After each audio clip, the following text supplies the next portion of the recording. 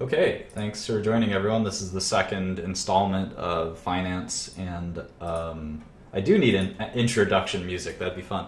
Finance and Investing. I'm Martin Shkreli. I have two wonderful finance students joining us and a fellow finance expert, Quinn, and we'll be going through, we'll be sort of picking up where we left off on the last lesson. Let's recap that, I guess, very briefly.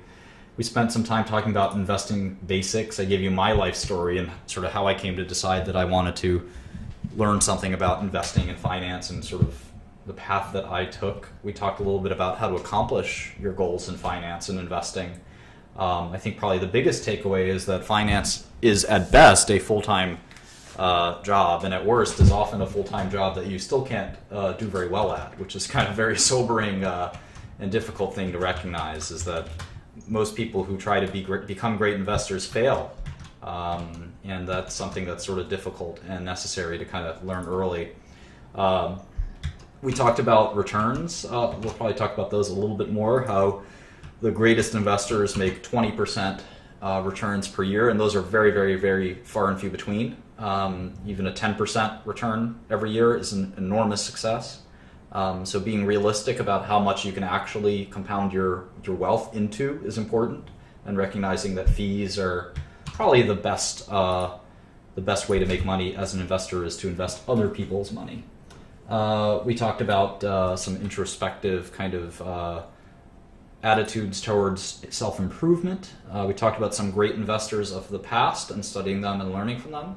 We talked about a few resources in finance, whether it's financial journals, textbooks, books like Seth Klarman's Margin of Safety or Phil Fisher's Common Stocks and Uncommon Profits, some of the things that I've liked. And then we finally sort of left off on asset classes where we decided we'd focus on equity. And that's kind of, where we left off. We looked at the 6 things that I look at anytime I look at an equity or security.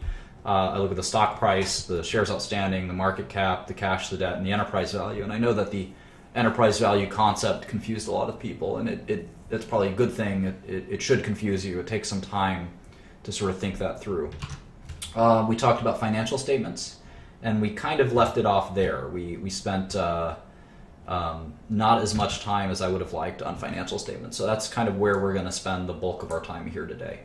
And it's going to be a little dry, a little boring, but I'm not going to sugarcoat. A lot of finance is, as we like to say, Quinn would know this term well, plugging and chugging. And that is an understatement, that a lot of your time in finance is spent sifting through hundreds of companies looking for the one you want to invest in, or in any case, bank in, or whatever you might want to do with your career. So what we're going to do is we're going to start with the biggest company in the world. We're going to look at Apple. So we're going to go to my favorite website, which is the SEC's website, in all irony, and it's the SEC search page. And I think that if you go here, I actually made this my bookmark for a long time. It's the SEC's website for SEC filings. So if you type in Apple stock ticker, it's AAPL. You can get all of their SEC filings. Now, all this gibberish may confuse you, but I'll quickly sort of show you what some of it means. An 8K is any disclosable event, basically. So any big news, any disclosable, I'm having trouble with the English language here, any disclosable event. And so what's disclosable? And this actually has been a topic in the news lately. So any kind of material means important, right? Any material event. And you'll get to know kind of what that concept is. So that's what the 8Ks are. A lot of these are kind of confusing. The 13G or D is an ownership statement. So if someone owns more than 5% of your company, that's what a 13G is. So all of these are specific kinds of statements. And the ones we're concerned with are the 10Qs and 10Ks. The 10Q is the quarterly earnings report, or the quarterly report.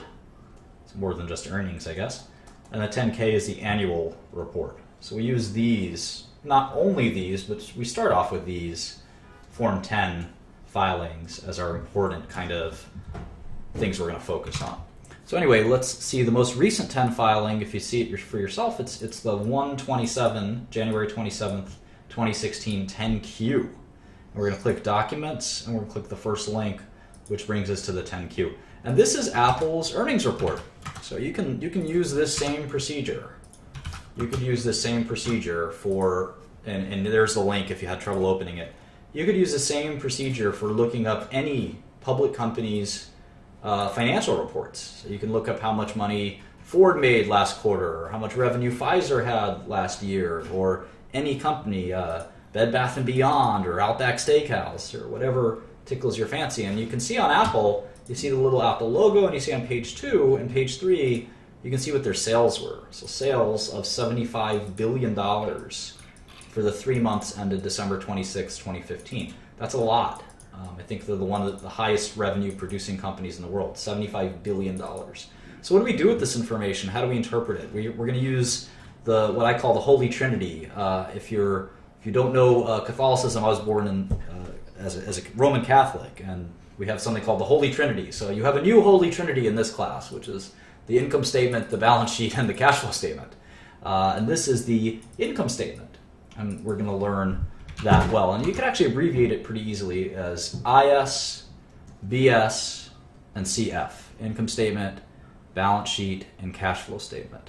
And the three of them come together to sort of portray the results of a company for any given period. And you need all three to really interpret a company's performance, and all three kind of tell you slightly different information. We typically focus, especially as beginners, on the income statement and the balance sheet. The cash flow statement's a little bit advanced. It's still very important. Sometimes it's important, sometimes it isn't. But anyway, we're going to spend a lot of time on the income statement and the balance sheet, and we'll end up looking at the cash flow statement in future courses. So let's try to interpret the Apple income statement. What I like to do is I like to go to Excel, and like I said, I like to look at those 6 things first and foremost. So stock price of Apple, and where do we look up stock prices? We can go to Yahoo Finance or Bloomberg Finance, or I like Yahoo Finance. And you don't need live stock quotes. I think Yahoo gives you live stock quotes for free, but you can invest the same way people did in the old days. You can get a stock quote every 3 or 6 hours. You don't really need to know the stock price any second. I think that's a big waste of time, in fact. So anyway, the stock price is about $97, and the number of shares Apple has is on the 10Q, and it's on the first page. It says right there, 5.5 billion shares of common stock as of January 8th. So I'm going to type in 5544.583, and that's for the fourth quarter, sort of corresponds at the end of the fourth quarter of 2015. And the market cap is obviously the product of the two.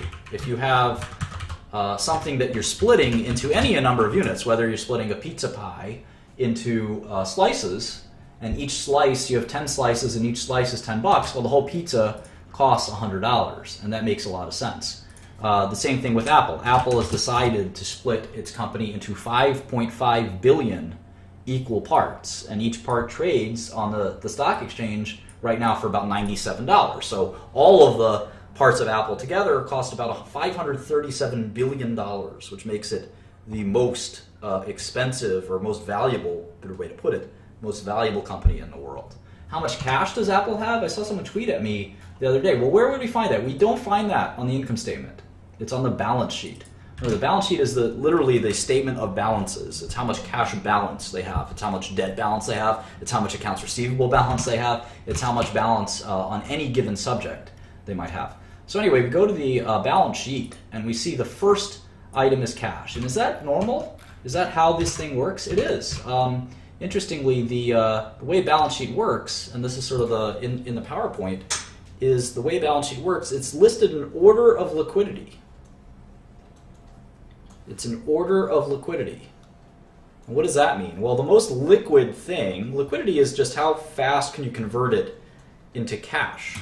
And cash is the most liquid thing. You can use cash to buy something. You can't use a house to buy something. You might have a $5 million house, but you can't buy groceries with it. The grocer will look at you and say, I don't want your house. I want $15 for these beers you're trying to have, Mr. Shkreli. I hate when that happens.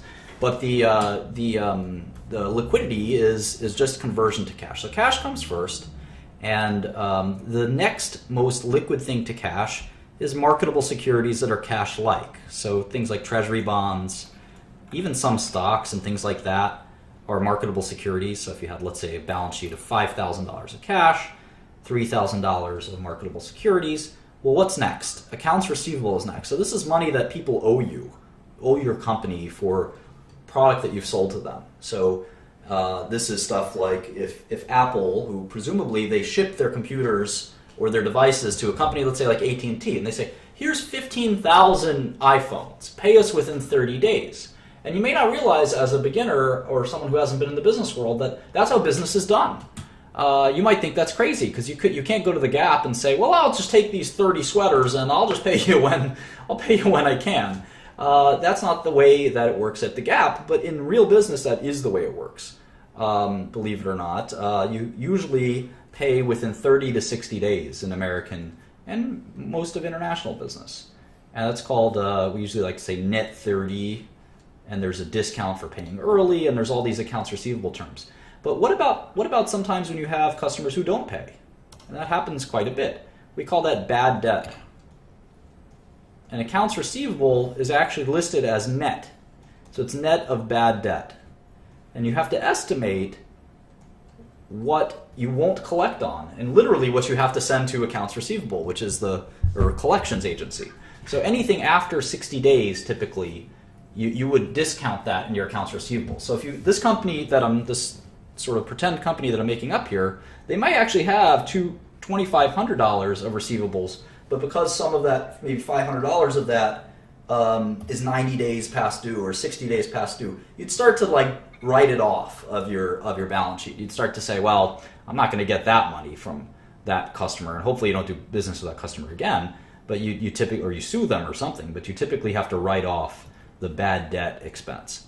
Next is inventories. So inventories is pretty complicated, and we'll treat this over several lessons, but inventories is basically goods that you have that you're hoping to sell. And inventories can include all kinds of things like raw materials. Raw materials like if you're, I don't know, Apple, you might end up buying a lot of glass. Then that's a raw material. And you're going to turn that glass into an iPhone, but it's certainly not an iPhone when you buy the glass. And you're buying this raw material and you're converting it into your finished product. So you have raw materials and finished products. So of course Apple has iPhones sitting there on the shelf waiting to be sold. Those are finished products. And then in between they have something called WIP, which we call work in progress. And that's like a half-finished iPhone or something like that. So after inventories, we get into all kinds of crazy other assets. And the most important one we're going to call PP&E, property, plant, and equipment. And this is going to end up playing a huge role in finance. So just keep this in the back of your mind.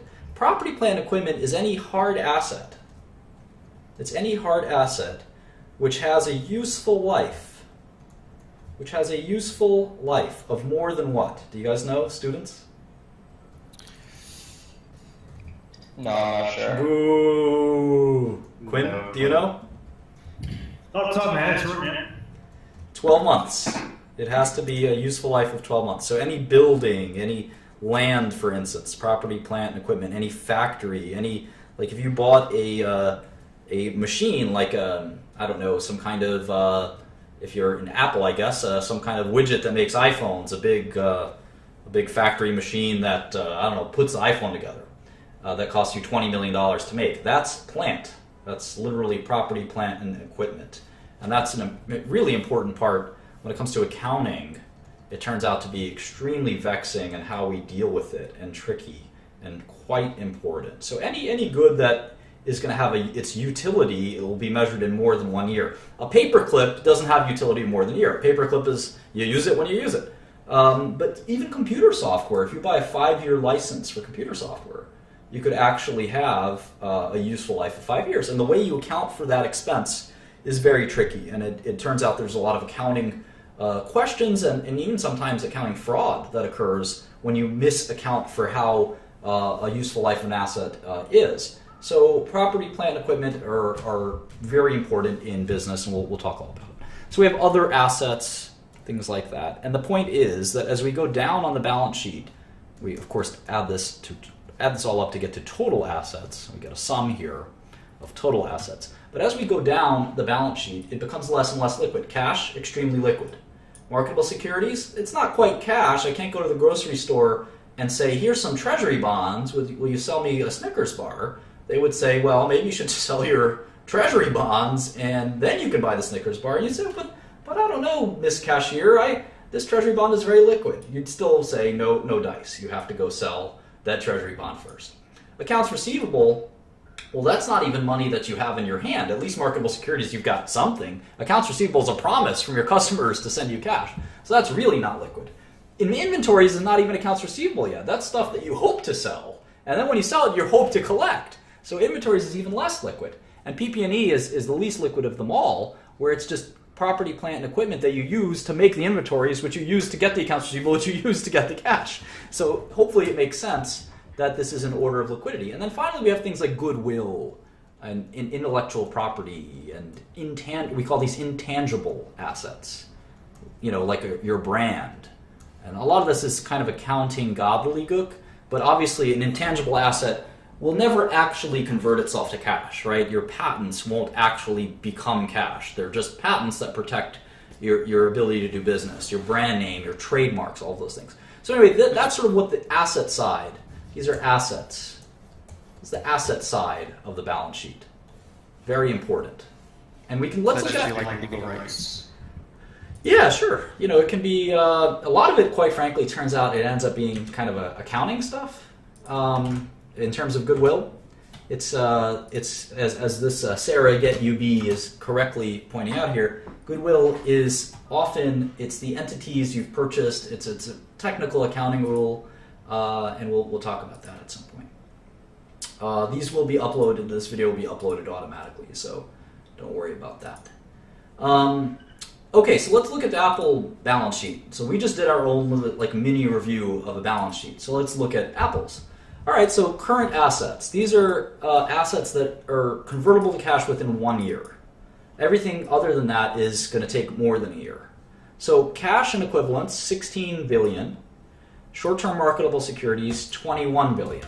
Does anyone not see this?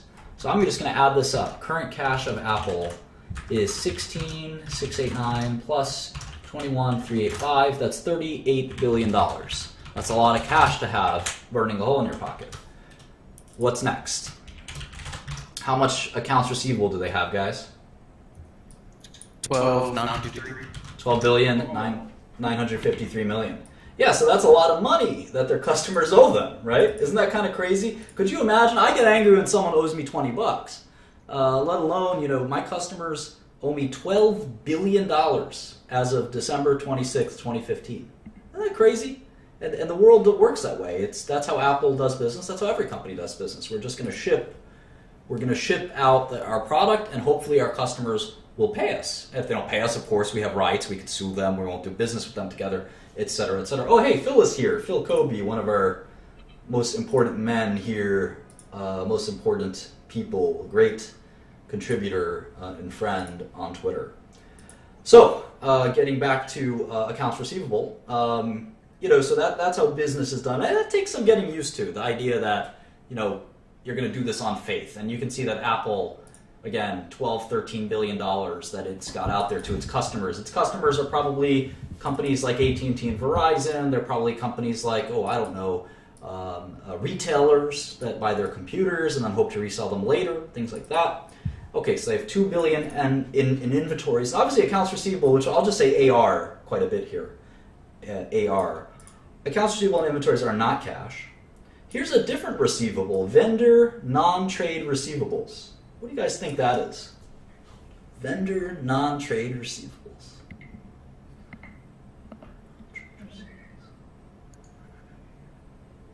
My guess,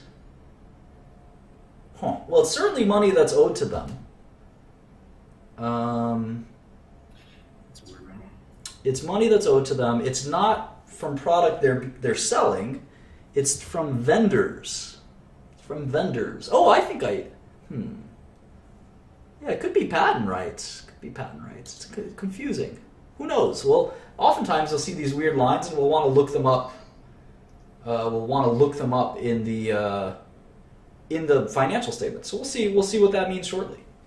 All right, other current assets. This could be anything. This could be, like, for instance, if you pay your rent for January in December, you have to book that as an asset, that you've prepaid an expense. If you paid Microsoft for a 1-year license ahead of time for some software, for Office software, you actually have to put those in your balance sheet as an asset. So other current assets, I'll just call it OCA from time to time. And the total current assets, these are all assets that you expect to be cash or converted to cash within 1 year, 12 months, is $76 billion for Apple. What's next? Long-term marketable securities. So this is super interesting. They have $177 billion of this stuff. I'm going to add it to the cash balance that I'm keeping tally of here as my top 6 things that I like to look at when I look at any security. Why do you think I'm doing that, guys who are students? Why do I think that these long-term marketable securities are cash?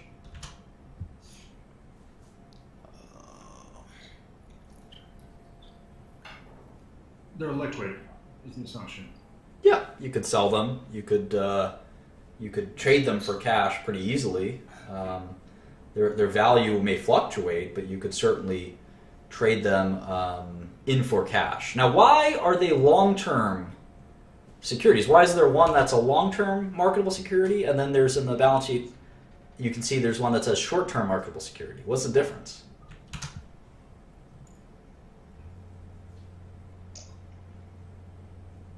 They're like a deadline by which they can pay. Nope. So These are assets, so they're not Apple paying anybody else. yeah, these are stocks or bonds that they own. So typically, it's their bonds. Most corporations don't want to hold stocks, right, on their balance sheet. They're not hedge funds, including Apple. They like to own bonds. Bonds are safer typically than stocks. And so the reason that the way bonds work is there's a maturity date. Bonds are borrowings. So the maturity date is by a certain time frame. Most of the time, big corporations like Apple, they don't even want to own corporate bonds. They want to own government bonds because those are even safer.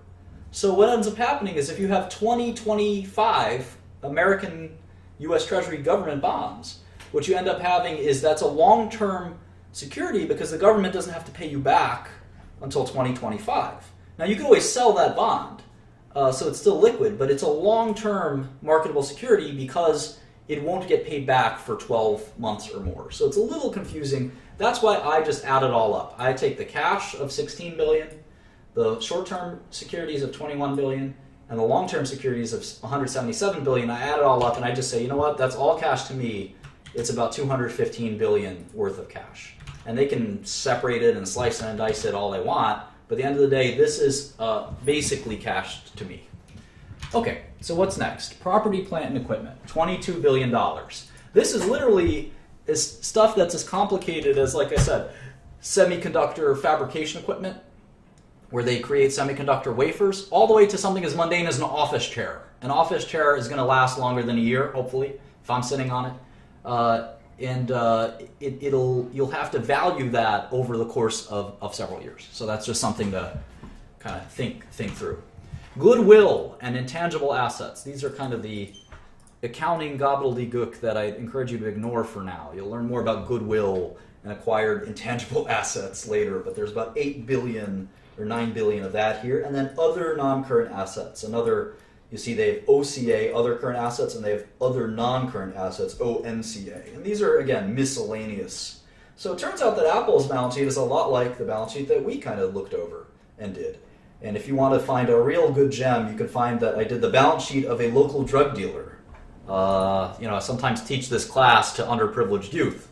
And the only way I can get across to them is teaching them with examples that they know of. But in all seriousness, if you go backwards in time, you might be able to find one of those old lessons. I think people enjoyed that quite a bit. I won't do that here since I'm recording this and want people to watch this and take it seriously. All right, so we looked at the assets, and if you total all of them, it's about $293 billion of assets. $293 billion of assets. And now, quickly, in your mind, you might want to look at the market value of Apple and say, it's $500 billion company and has $293 billion of assets. How does that make sense? What do you guys think, Marlon? Urkash? Does it have to do with what people speculate their value is going to be like at a certain point in time? Absolutely, absolutely. Yeah, those are the values today, but clearly the company will make multiples of cash over the next several decades. So. Good answer. All right. So what about liabilities? What about liabilities? Well, liabilities are a little easier than assets. Let's look at a few of these. So the first liability is accounts payable. The most dreaded liability, and I'll just abbreviate it A/P, but it's accounts payable. What's accounts payable? Do you guys know? That's what you have to pay out or what you owe. Yeah, it's the opposite of accounts receivable. Your accounts payable is somebody else's accounts receivable, right? So if you, a good example is one of the biggest accounts payable for all of corporate America is law firms. So if you go to your favorite law firm, Maduri Thompson, LLP, you guys just started a law firm, I hope that's okay, and you say, all right, I need your legal services because I need to sell a bunch of Apple computers. And I don't know how to do it, so why don't you guys assist me and advise me on how to sell these Apple computers to AT&T for $25 billion? And that's sort of, hang on one second. That's kind of the approach. So you say, all right, here's the legal services, and then you send a bill. And you invoice Apple, and you say, all right, Apple, you owe me $25,000 for those legal advice. And Apple says, okay, we'll pay you within 30 days. Well, that's an accounts payable. When between day 0 and day 30, by the time you write the check, that's an accounts payable. You have to have it on your balance sheet. It's kind of like a debt in that you have to pay it, but it's not really a financial obligation in the sense that you ever borrowed the money. It's accounts payable for a good or a service. Another example of accounts payable is your rent or whatever it might be. All right, what's next? What's another item of liability? Accrued expenses. So the difference between accounts payable and accrued expenses is pretty subtle, and I won't belabor it. But think of accrued expenses as simply expenses that perhaps that you are going to have to pay. And again, we'll talk about accruals and things like that. This is not an accounting class, but we'll definitely have to talk about accruing an expense over time. For example, if you have a contract with somebody. Let's say you had a contract with an employee to pay that employee $1 million a year. Well, your accounts payable is only going to be every paycheck, individual paycheck for that employee. But your accrued expense could be the whole $1 million. So that's one way to think about an accrued expense. But think of both accounts payable and accrued expenses as basically just cash that you've got, funds that you're going to have to pay for running your business. Okay, deferred revenue. This is one of the most complicated. This is one of the most complicated concepts in accounting and income statements and balance sheets, which is thankfully not too complicated. Do any of you guys, other than maybe Quinn, know what deferred revenue is? Isn't it when you earn money before? It's when you receive money before you've earned it. Exactly. It's sometimes called unearned revenue. Deferred revenue is literally cash you've gotten, but you haven't given the product out yet. I know some people in this chat would love to be in that situation. Most businesses don't operate this way, but sometimes in contracts you do get cash up front, and you have to then deliver the product. Sometimes you have that when you've got... there's Akil, another very important moderator here. Sometimes you get cash up front. Gift cards, great example. All kinds of unearned revenue, and that's what deferred revenue is. You get cash, and then you have to deliver the product. And in software, you end up getting a lot of deferred revenue for some reason. We'll talk all about that. So Apple obviously has some software component to their business. So that's deferred revenue. Commercial paper. That is debt. There's just like there's a bunch of different kinds of cash, there's a bunch of different kinds of debt. Commercial paper is literally loans from banks and things like that. Debt is debt sold to the debt markets. So all of this is money we borrowed, basically, right? And if you look at, hang on one second. If you look at all the debt that Apple's borrowed, I'm going to start with the current, I'm going to start with commercial paper. There's $7.3 billion of that. I'm going to go to Excel and put that in here. 72.59. They've got current portion of long-term debt, 2.5 billion, and then they have long-term debt of $53,204,000,000. So there you have it. Apple has 215 of cash and 62 of debt. So the enterprise value is what? 385 roughly. So the value of Apple, the business, is actually 385 billion, even though the market cap is 530 billion. Why is that? Marlon? You're my best student, man. Don't do this. Don't do this to me. What Don't was do it? this What to was me. it? Repeat it. Repeat the question. Is that what you're asking right now? Really? Yeah. All right. Apple's market cap is 538 billion. Apple's enterprise value is 385 billion. Why? I'm gonna be in a blank here, man. I'm not gonna be able to help you out on this one. Yeah, obviously. No, the company has $150 billion of net cash. So if the company is trading for 530 billion, but inside that company is 150 billion of cash. When you're paying 580 billion for it, or maybe you're buying a fraction of Apple, which is more likely and reasonable to assume, every time you buy a share of Apple, you're literally buying, for every share you're getting a small portion of cash, right? You're buying not only the computer company, but you're also buying the cash that the computer company has and the debt they have. And if you subtract the cash from the debt, it's about 150 billion. But the market cap is 530 billion. So literally a third of the company, or 30% almost of the company, is just the cash on the balance sheet. So you have to sort of cancel that out. Because if you had a company, let's say for argument's sake, Apple had 500 billion of cash. What would be wrong with that picture if the stock was trading for a 500 billion market cap? That's like 300 million or 300 billion. Well, the point is that you could get all of it would be too undervalued, right? If the company you could buy the whole company or even a part of the company for 500 billion, and they already had 500 billion in cash.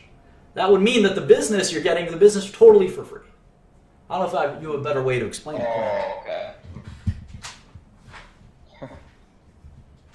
Right, and right now, the way it works for Apple is the whole business is worth 550 billion, but they have about 150 billion in cash. So it's not quite all for free, but it's a good portion for free. It's it's worth noting, right? And you'll see that when we value companies based on earnings and things like that, we have to think about the non-cash portion of the business. So we're going to have to look at that carefully. And of course it affects you if you're just buying shares and not the whole company. You very rarely buy a whole company. That's private equity. But it still matters when you are buying shares of a company, even if you're buying a small number of shares of the company. You want to know how much cash the company has. Because think about this. Let's say you did have a company, let's make up a new company. A company that has 50 million market cap and 60 million in cash. What would you guys do? Maduri Thompson Financial. What would you guys do? Definitely buy it Why? because it has more cash than its market cap. So you'd buy it for 50 million, and you'd get at least 60 million. You make 10 million no matter what, basically. It's basically an arbitrage. Yep, exactly. So Apple's got 500 billion and 150 billion in cash. So it's not free, but it's about a third off if you think of it that way. And we'll look at this in more and more detail later. Okay, so let's look at Apple some more. All right, so the the balance sheet has total liabilities of 165 billion. So compared to assets are about 300 billion, liabilities about 160 billion, so shareholders' equity is 130 billion. Does anyone know what another name for shareholders' equity is?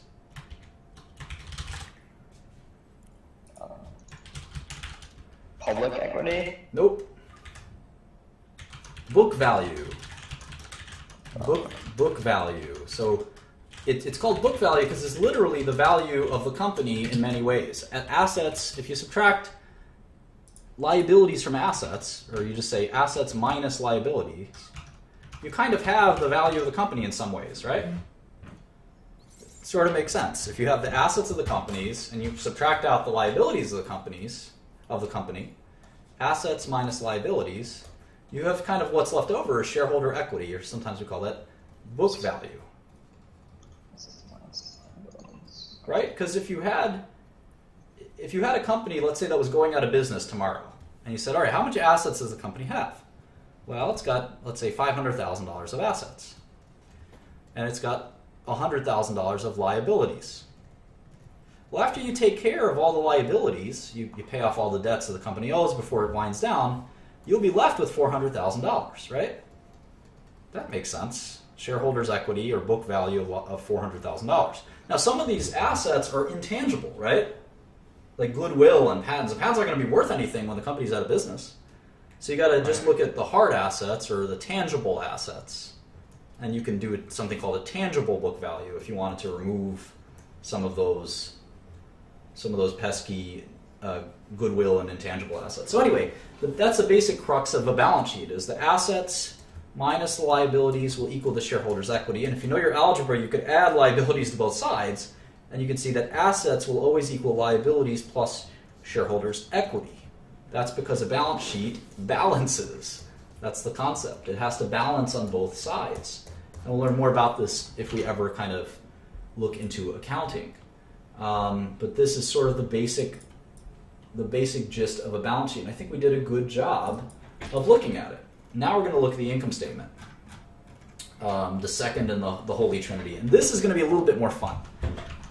This is going to kind of really make more sense. Balance sheet has a lot to do with accounting. And accounting is a little bit dry, needless to say. And it's a little more abstract. But when we deal with the income statement, we can really see kind of the reality before our eyes.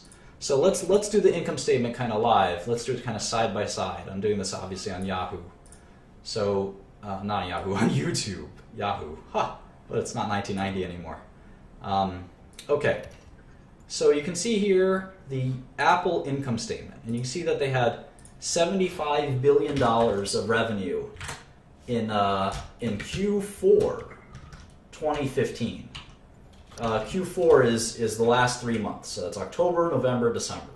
In just 3 months, they generated $75 billion of revenue. Now, what is revenue? Let me ask you that, Maduri or Thompson. It's what you've earned throughout the period of the quarter. What does that mean?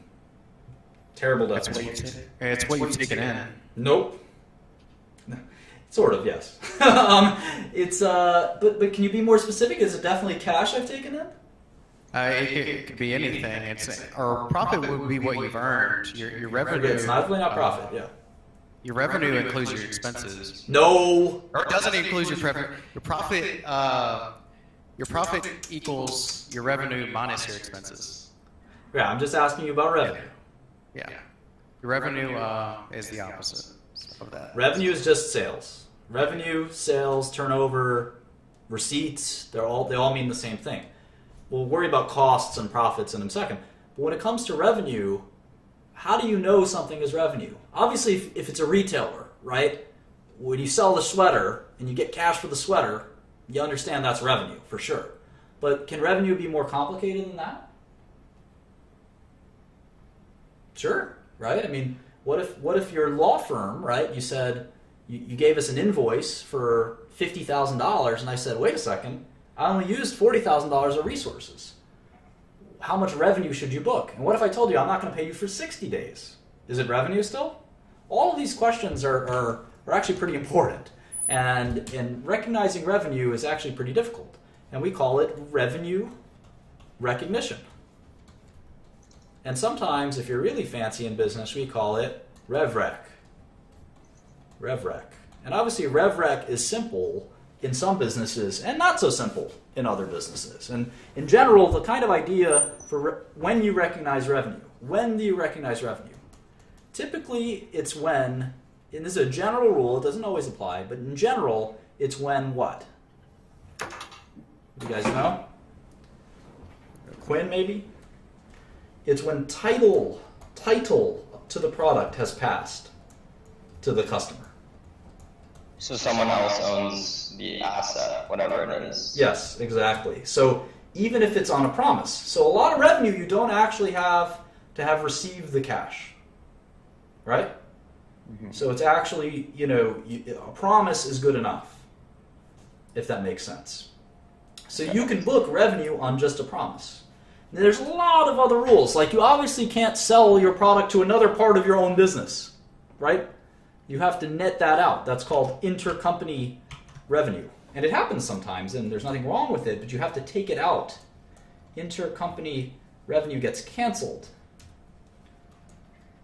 And a lot of accounting fraud, I think a bunch of internet companies had this as a fraud, Enron had this as a fraud, is when if you're selling to your own company, you can often overinflate your revenue. Then there's things like, what if you have a contract over 4 years? How do you, and someone gives you all of the cash up front. Let's use that example. Let's say you have a $10 million contract with Boost Mobile. Boost Mobile. You're Young Jeezy. This is Young Jeezy Incorporated. Young Jeezy Inc. And you have a $10 million contract with Boost Mobile to promote Boost Mobile products for 4 years. And it comes time for Q1 2016 revenue. How much do you report? And Boost Mobile gives you a check for $10 million. How much do you report? Do you report 10 million? Do you report 2.5 million? Or do you report 750,000? I mean, there's no way to really tell. No, there is. There's specific rules, and it's called FASB, and you report $750,000. FASB is Financial Accounting Standards Board. And again, accountants need to know this, but if you're going to be an investor, you need to know some of this stuff too. Accounting is a language of business, and you have to know the language of business. And 10 million is the cash you get.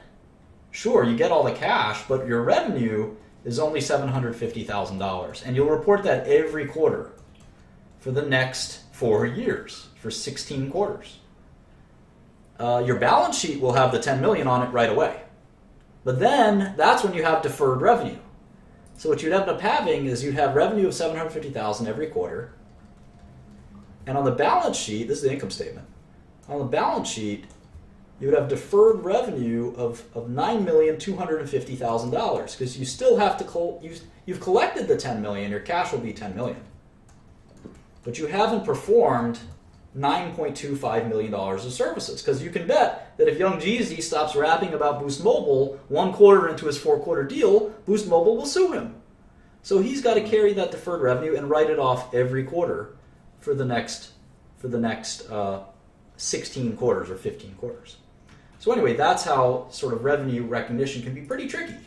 Obviously, if Apple sells $10 billion of iPhones to AT&T, it's relatively simple, but believe it or not, it can still be complicated. For instance, returns. What about returns?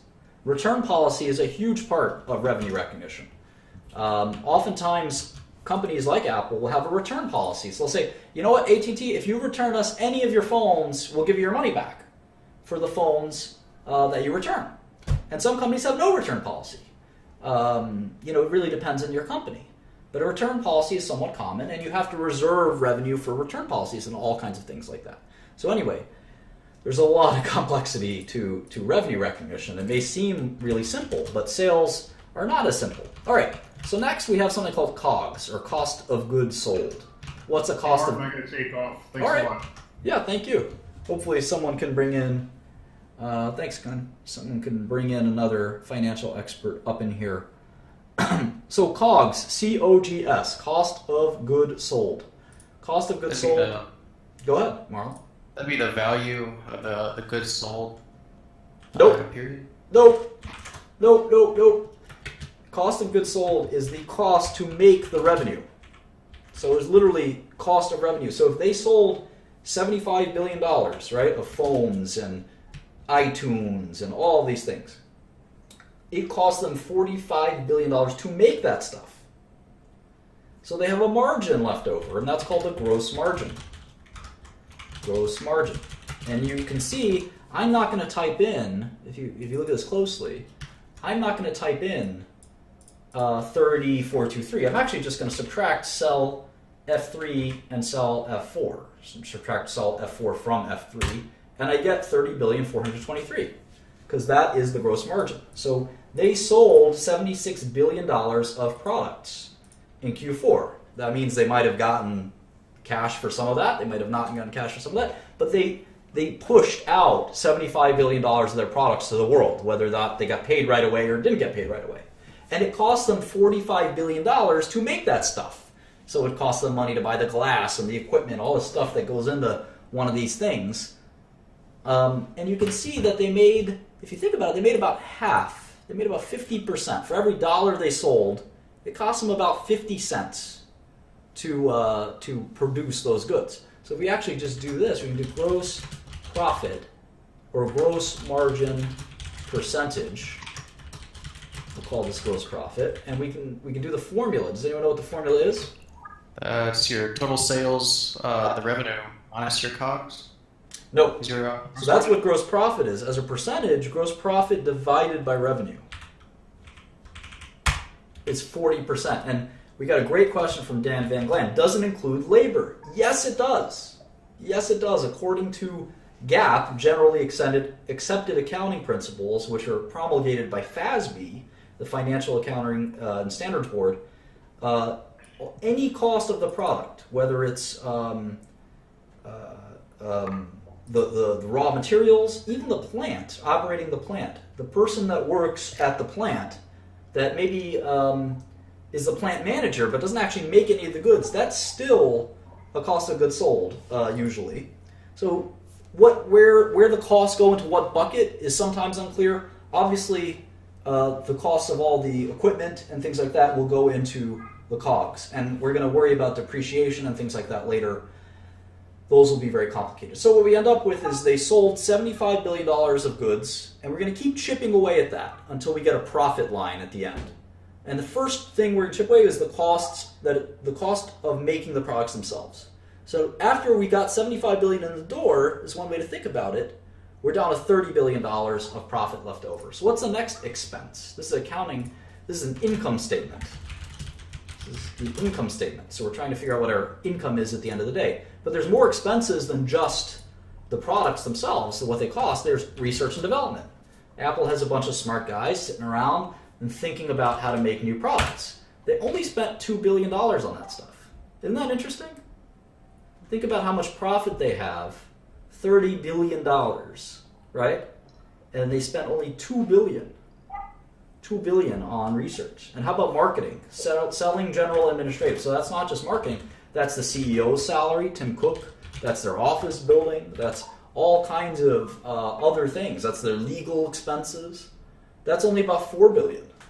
So they're a really profitable company. After their cost to make the stuff, they barely spend any money on these other things. So we're going to call these operating expenses.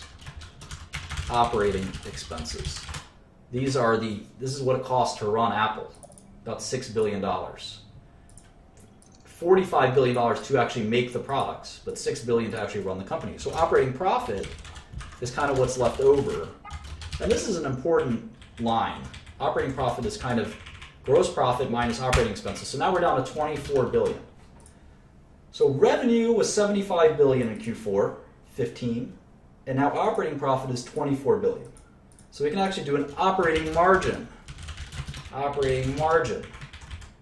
And that operating margin is roughly 32%. That's a very high margin. Most businesses don't have a 32% operating margin. Some pharmaceutical companies do, but retailers and things like that have more like 10% operating margins. So pretty healthy margins from Apple.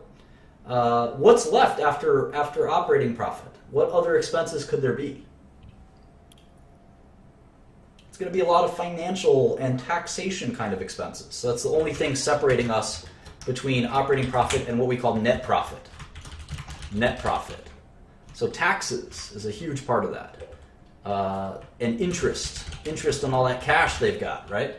They get $402 million of just interest. So we call that pre-tax income, and then there's finally taxes, which are what you think they might be. And again, taxes aren't necessarily cash they've spent. That's just cash that they're going to spend often. And what we're left with is $18 billion. So we can calculate again a net margin percentage. 18 billion left over after 75 billion of revenue.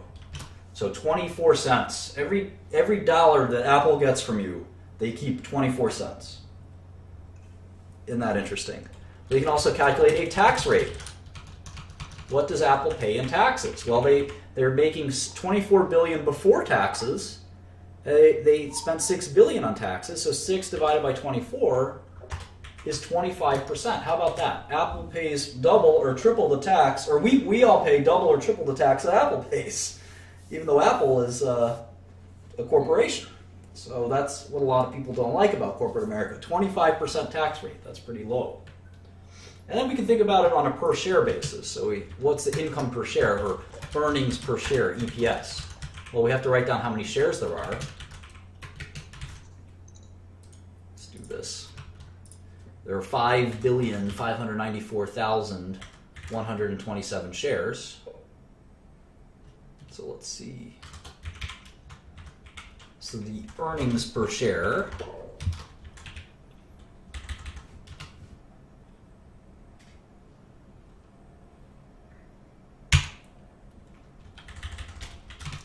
is $3.28. Okay, so that's sort of Apple's income statement for Q4. Any questions?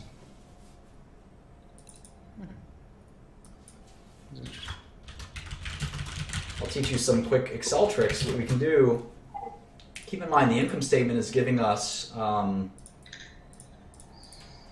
if you see any questions from people in the chat, feel free to just repeat them if you don't have your own question. But in Q4, you can see they gave you this year's quarter and then last year's quarter. So what we can do is we can actually take all of this, copy it, and paste it, and the formulas all come over. So what we can do is we can just quickly type in all the numbers from last year, and the formulas are all there, so everything automatically updates. So it's super fast to just quickly update all of it, because it's all the same format. And we can see that the final number is the same, 18024, 18024.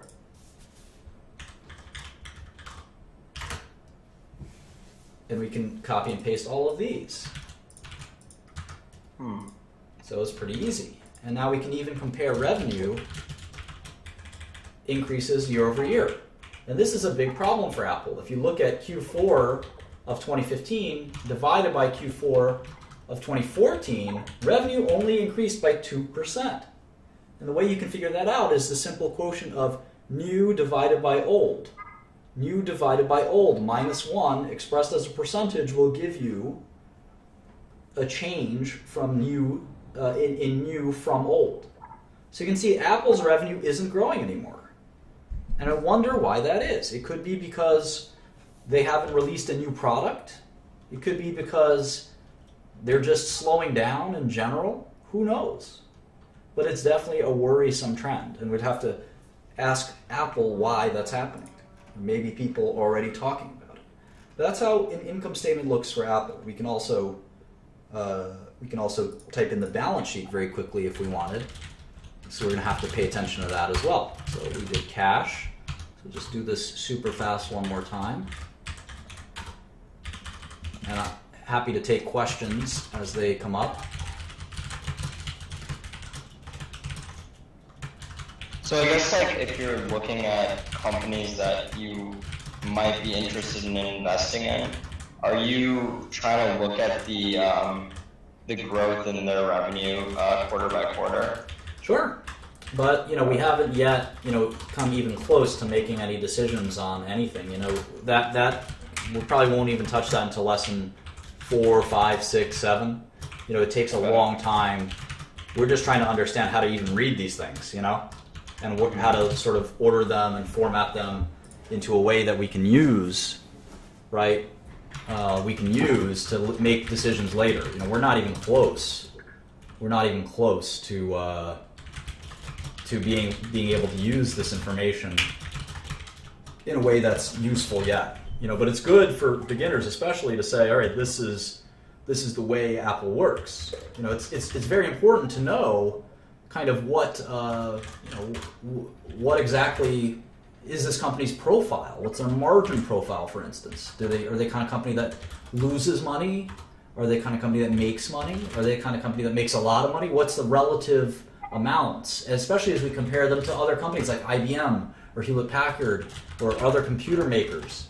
Phone makers like Samsung. We want to be able to compare them and say, why does Apple do so much better than these companies, or whatever? So anyway, right now we're not totally concerned yet with kind of what thinking about what to look at yet. We'll get to that maybe even tonight in terms of what are companies worth, what are assets worth, and that's, turns out to be a much more difficult question than just kind of what is this company doing? What are they actually doing every day? So that's sort of a preview of the balance sheet, and believe it or not, in my PowerPoint, that's exactly the next question, is what is the value of a company? And we got a nice taste of what an income statement and a balance sheet look like from Apple. We're going to totally throw all this away and start again. And we're going to start with a brand new topic of what does, and we actually did it right on the hour. I don't know if anyone has any questions about Apple. At 9 o'clock, we'll start sort of this very important question of how do we value things, not just Apple stock, but anything. How do we value stuff? How do we value cash flow? So any questions on Apple real quick? Contour asset? I don't know what that is. UK exit? That has nothing to do. Contra asset, yeah, we don't have to worry about accounting just quite yet.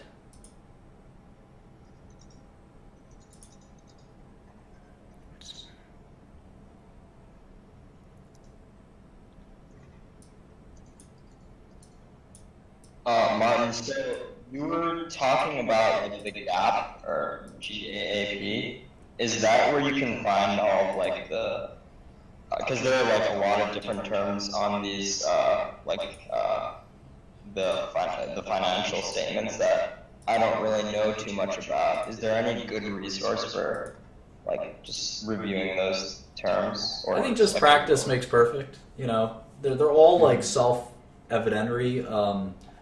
Like vendor receivables from vendors, right? It's money your vendors owe you. I don't know why your vendor would owe you money. Usually you owe your vendor money, not the other way around. Investopedia, I guess, but I just think, reading dozens and dozens of these, you will get there. It's okay. It's not that you don't need too much information about this stuff. Yeah, it was definitely helpful so far. Good question here. Do companies report revenues from their individual products on their SEC statements? Sometimes. You have to go through those statements. I think I was banned from Wall Street Bets, so I can't visit it. Reddit. I barely use Reddit. And try to stay on topic, because otherwise everyone will... you're confused and you lower the quality of this to everyone.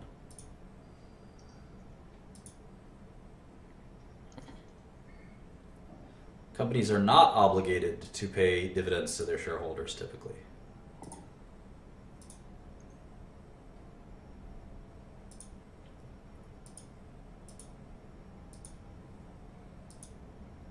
Okay, so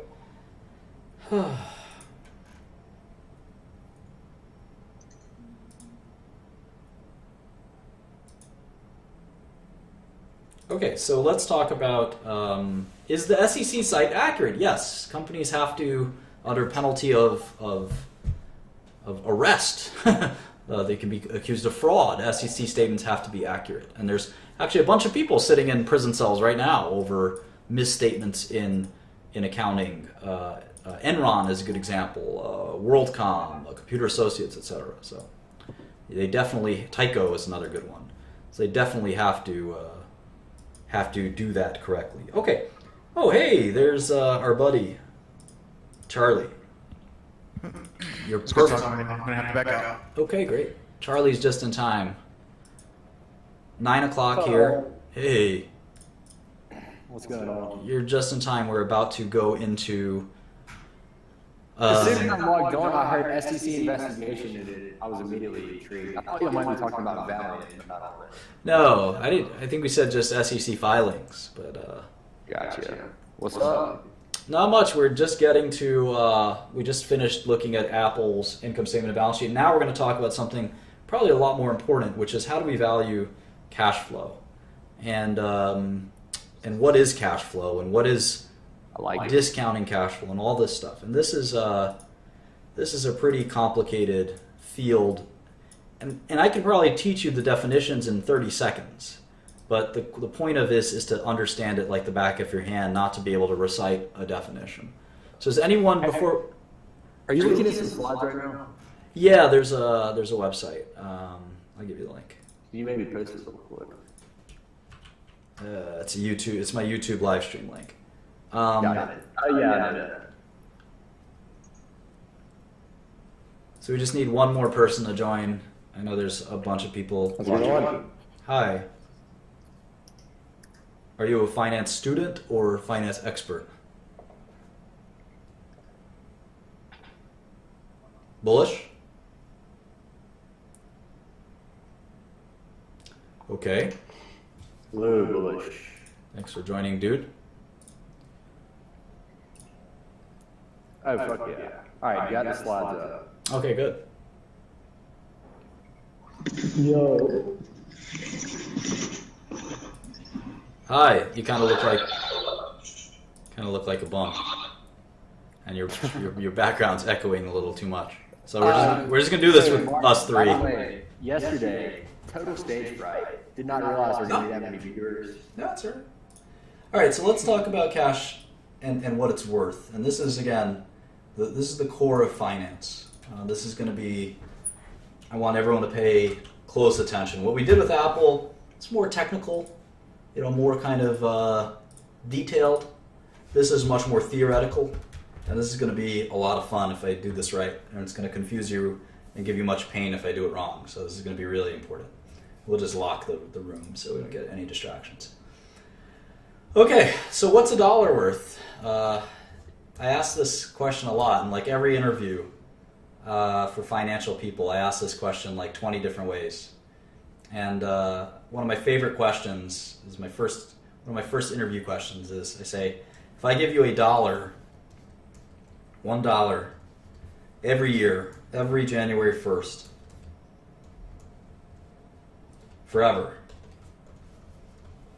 And it's actually a contract. It literally is a contract that I'm going to sign. Right here, Martin Shkreli. And you can, it's dated today. Dated today. And it says in the fine print, it says section 2.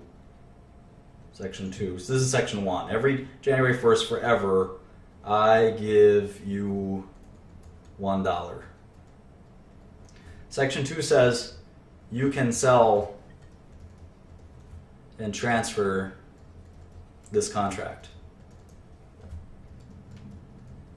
Okay, so I give this contract to you, Mr. Maduri. Okay. Congratulations, you've gotten this contract for absolutely nothing. And you want to sell it. You want to sell it to Charlie. How much does he pay? So I guess however many years forever is, I try to charge more than that. I need a number, Mr. Maduri. I'm gonna say $1,000. Get out of my office. You're fired. You're done. You're not getting the job. Somebody else is. And I'm going to kick your ass on the way out, and my goons are going to take whatever money's in your wallet. You're done. Sorry, you lose. Anyone think they can come in here and explain it? I'll actually give you. I will give you this contract if you can come in here and explain it correctly. Can you give a brief synopsis of the contract really quick? It's a simple. It's $1. I just did. Are you watching my YouTube stream? Here, I let me- was looking for the slide you guys were on. I couldn't find it. No, it's on the. You're watching the wrong thing, probably. It's right on my. It's right on my page. Sorry, can you repeat it? No, you're missing out on your ability to make money. What if I sell it for? Hang on. No, you're done, dude. You're done. We kicked you out of the. We kicked you out. You're on the street right now, nursing your wounds from my biggest goons. Fool. Who can actually come in here and explain it? That guy seems to. Some of you guys in typing seem to be able to explain it.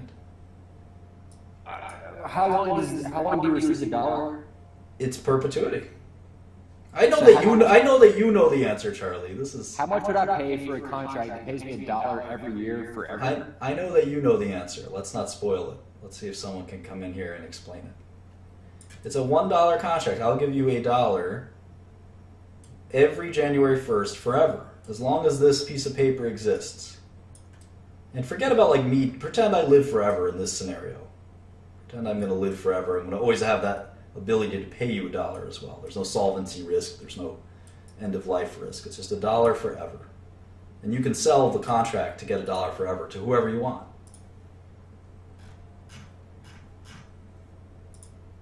This turns out that Getting closer.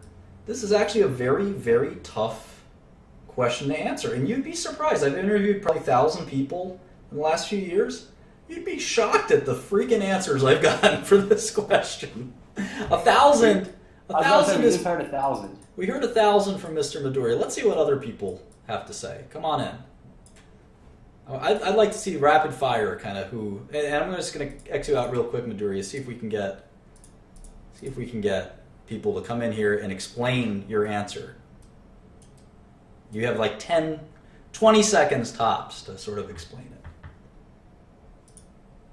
And the winner gets $100 by PayPal. Ooh. Things just got real. Chris? Everyone's saying repeat the question? You should have been paying attention. Chris, your mic isn't working, it seems like. So you're like the guy who shows up to the interview late. You're done. You can have your mic I'd sell it working. for $60K too, Bass. 60K? Is that a legit answer? Yeah. Use the Pythagorean theorem? Winner's circle, you got this. J-Rock? I wouldn't sell it. That's my answer. Winner circle, that's your answer? Why would you sell something that's guaranteed that's that solid? All right. You also don't get the job. J-Rock? He's thinking outside the box. It was No, I'm putting his answer down as question mark, too confused. J-Rock, your mic doesn't work. Again, you're the guy who shows up to the interview drunk. Don't do that. oh, Billy the Fridge. Billy the Fridge. Boy. Okay, 20 seconds. I was gonna say, depending how long you're gonna live, say, I'm 20 years old right now. I'm gonna live to be 87. I told you age doesn't matter. Just pretend it like my nephews will have to take over. My son. $8. $8? All right. No explanation given, but $8 is the answer you gave. It's not a great answer. How about you, Para?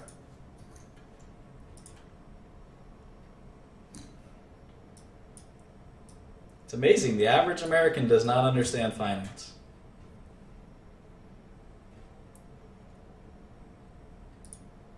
Give us a hint.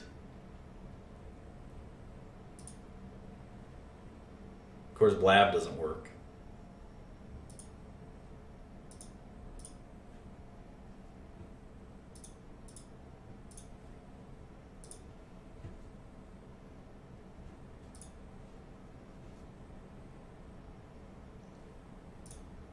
Thank you, Sandra. I think we're back. Okay, Sandra, you have an answer? Yeah, sorry, I lied out for a bit. But my answer is that present value of a dollar is if you had a dollar now versus a dollar next year, you could use it out in the market and you can maybe earn interest on it or make an investment. So you kind of pick a common or what looks to be a trending interest rate. You use the present value table. Once you get into perpetuity of the present value dollar, it stops really mattering how many years. So when people are talking about ages, that's why it kind of doesn't really matter. So you'd rather have a dollar now versus later, so you'd rather sell it, I'd say around $13.50. $13.50. Wow. Bam! What an answer. What a babe. What a goddess. What a genius. Congratulations. You are insanely She came in on a mission. smarter than everyone. Charlie, do you accept? You're buying it for $13.50? What are you doing? I accept it. All right, you're done. $13.50. Trade's done. Congratulations. Thank you. Of course, it's probably worth about $50 in my opinion. But I was gonna say, like, I guess, like, actual value depends on who's buying it. yeah, it's a tricky question. All right, so we got one smart person up in here. Hey, that was a great question, Martin. I love it. I've got 100 variations of this that I ask finance people who want to work for me, who want to invest my money or help me invest, and it's pretty complicated. Well, it's all about, and I will explain why $50. I will explain in tremendous detail. We'll spend the next. If I do my job right here, I'll excite you so much about this that you'll spend the rest of your life trying to think about what cash flow is worth. Your cash flow, a business's cash flow, a septic tank pumping company's cash flow, an electricity company's cash flow, a drug company's cash flow, anything. And so this is just one small example of how do we value future cash flow. So we know how to value today's cash flow. If I said I'm going to give you $5 in 5 minutes, and I say, well, what would you sell that contract for? Well, it's going to be about $5. I mean, depending on the uncertainty, it could be $4.9999. There's actually people that do this. It's called overnight repos, if you want to look into that. There's actually a market for this kind of paper. It's actually repurchases as repos. And there's actually a marketplace for that kind of transaction where it's literally the interest of a dollar, the interest of something literally from the night to the morning as a repo. And there's things like called carry trades where you're carrying a trade for just a short period of time and you're earning an infinitesimally small amount of interest.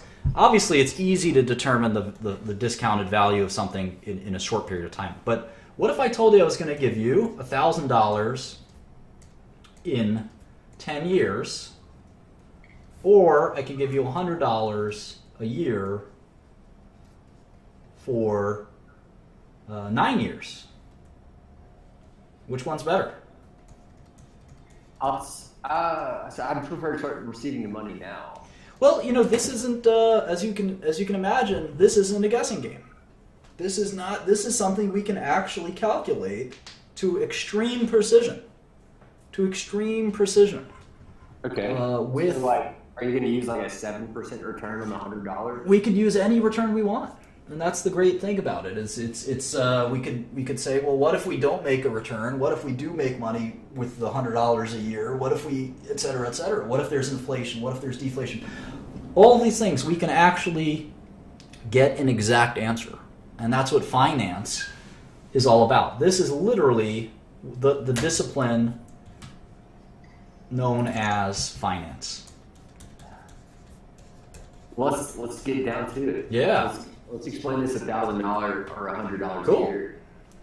'Cause I'm Okay, intrigued. so the concept that our guest, who was quite good and quite eloquent, pointed out is that $1 today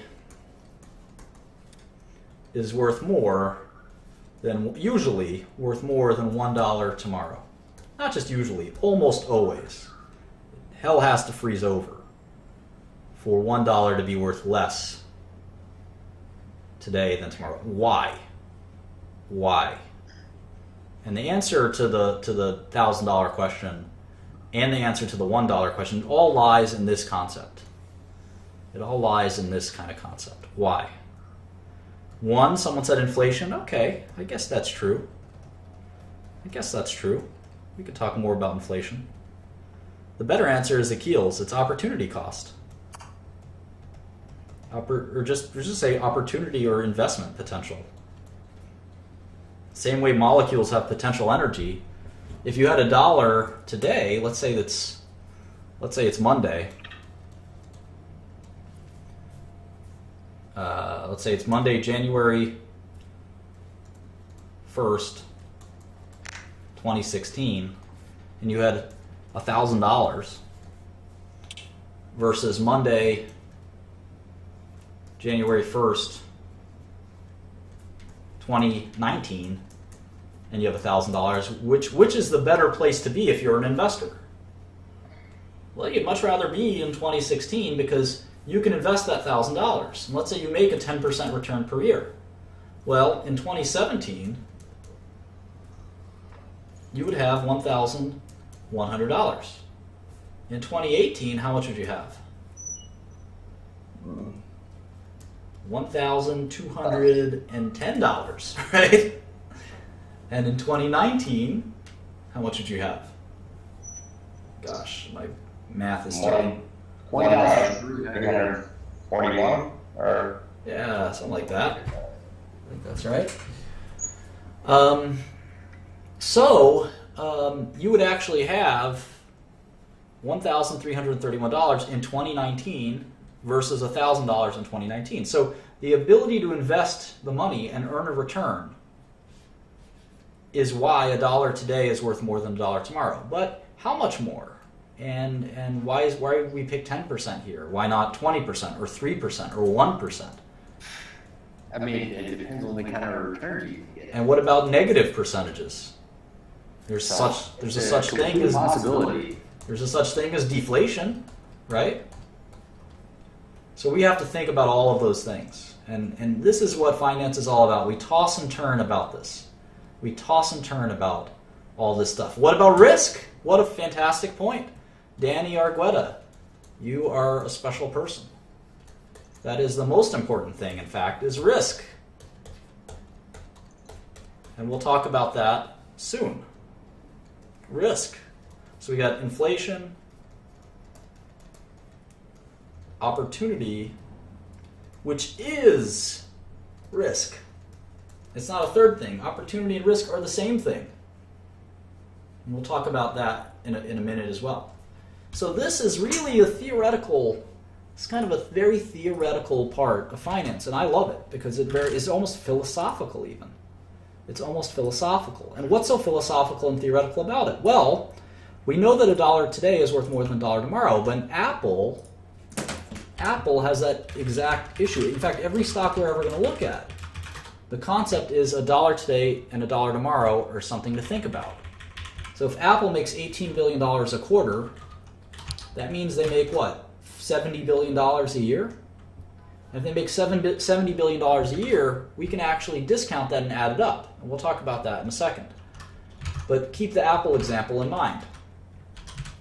All right, so now we have the question of how much is $1, how much less or more is $1 worth today than tomorrow? Okay. So like I said, if I told you I was going to give you $5 today, or this year, and I was going to give you $5 next year, and every year thereafter, we obviously, if we summed all these things up, I don't know if you guys know this, sigma means sum, capital sigma in Greek. If we summed all of these from beginning of 2016 to infinity, what would the answer be? it would be infinity. Yeah, it would actually be infinity because we'd have an infinite number of years. And obviously the right to get $5 a year forever is not worth infinity. It is not worth infinity. It is worth less than infinity for sure. So why? Why? Well, let's go year by year. So if I told you I was going to give you $5 right now, you'd say, oh yeah, that sounds like it's worth $5. I trust you, Mark. I think you have $5. What about $5 next year? Well, who knows about next year? You may not know. You may not be able to collect next year. God only knows. And then again, the idea that $5 will be worth $5 next year. It won't be. We know at least there might be some inflation. We know that I'd rather have the $5 today than a year from now because I can invest. I can invest that $5 and maybe make a few percentage return. So $5 is in 2017 is probably worth less than $5 in 2016. It's probably worth less. The $5 in 2018 is worth even less than that of 2017. So let's say it was worth, let's say 3% less. What would that annuity be worth? So let's do this out in Excel. And Excel is great because you can just simply do it the way you see me doing it here. So $5, and we're going to take $5 times 0.97, which is 3% less than before. And we're going to copy and paste all the way down. And you can see that as we get less and less, we approach a value of what? Each year, the value of that $5 approaches 0. It's like an asymptote in calculus, right? And in fact, we can kind of even graph what the $5 per annum. Remember, the face value is $5 every year. It's always going to be $5. In year 2250, you will get $5. But the value. But that $5 is going to be shit. Yeah, exactly. In year 2300, it's not going to be worth much. And so we can actually graph this and sort of see what it looks like. It'll be fun to see that. How do we do that? Let's see. Insert line graph. Here we go. Yeah, here you can see the value of $5. It sort of reaches this asymptote of 0. In math, an asymptote is a line that approaches another number, another line, but never quite touches it. And you can see that by the time it's like 50 years out, it really isn't, the $5 really isn't worth very much. It's worth maybe $1. So if we take the sum of this, equals sum, and we sum all of these numbers, we get $166. $5 a year forever is about $166 today. Even though if we sum all the cash we're going to get, it was $1,660. This is, let's see how many years this was for. How many years was this contract for? 332 years. It was a 332-year bond where I get $5 every year. I'm going to collect, by the end of the bond, I'm going to collect $1,660. But today, the bond would trade for $166. Why? We got to think about this. We got to think about it carefully. What if we only discount by and let's add more years to this. Let's go into thousands of years. See what happens if we do that.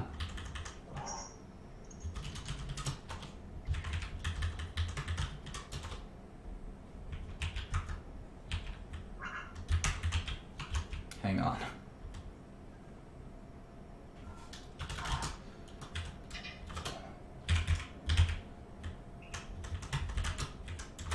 Okay.